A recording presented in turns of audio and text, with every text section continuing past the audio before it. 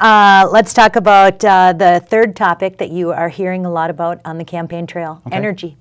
Energy. You know, that's another interesting contrast between myself and Mr. Tilbury. Mr. Tilbury is about special interest energy. He's kind of bought into the whole cap and trade, global warming, all of that, which, again, I find very distressing on a number of levels.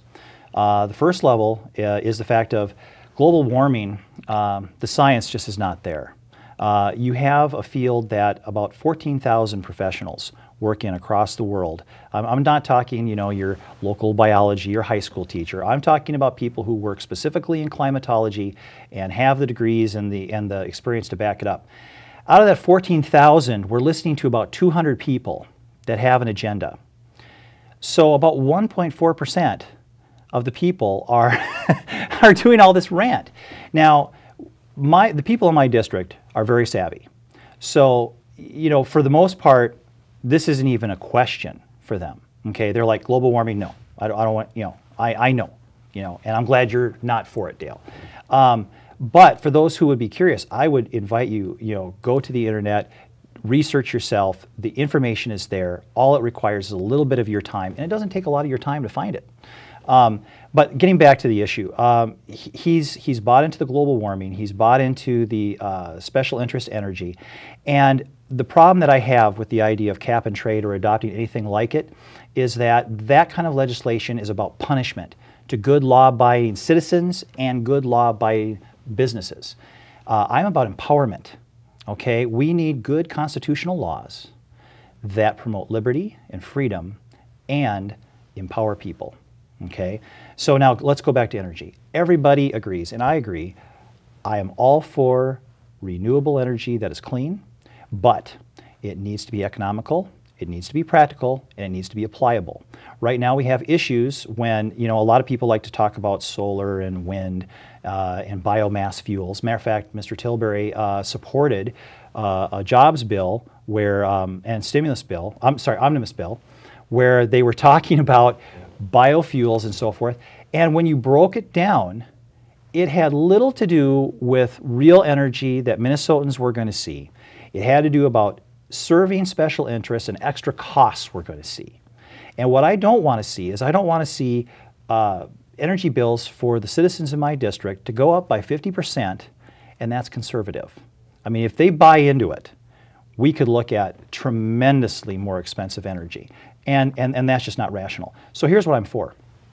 I'm for a common sense approach. We need a diverse energy portfolio so that if anything happens with the market forces, we still have a plan so that Minnesotans are going to be guaranteed good, solid, deliverable, economical energy.